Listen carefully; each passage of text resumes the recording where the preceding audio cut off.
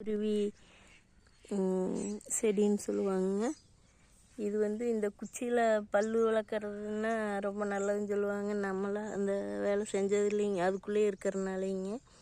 இது வந்து பண்ணைக்கீரை பூவுங்க. பண்ணை சின்ன கீரையாக இருக்கும்போதே நம்ம வந்து பூ வராதுக்கு முன்னாடி அந்த கொழுந்தை பொறிச்சுங்க கடைஞ்சி கடைகீரை செய்யலாங்க. இது பண்ணை பூவுங்க, பண்ணை செடிங்க. இது வந்துங்க இந்த சீமக்கருவேல மரம்னு சொல்லி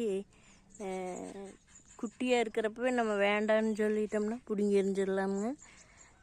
இது நம்மளுக்கு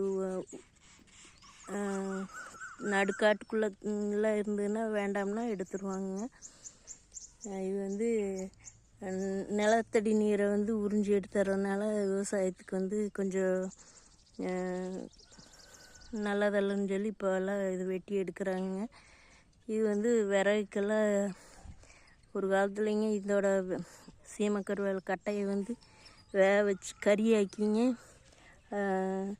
அது கறி மூட்டையாக டீ கடைகளுக்கெல்லாம் கொடுக்குற மாதிரி அது ஒரு தொழிலாக கொஞ்சம் காலம் செஞ்சுட்டு இருந்தாங்க. கறி சுட்டுங்க ஒவ்வொன்றும் ஒவ்வொரு இது பண்ண செடிங்க. குட்டியாக இருக்குதுங்க, பெருசாக ஆழத்துக்கு வருங்க. இது குட்டி செடியிலையே பூ இருக்குதுங்க, பண்ணை பூவுங்க, பண்ணை செடிங்க.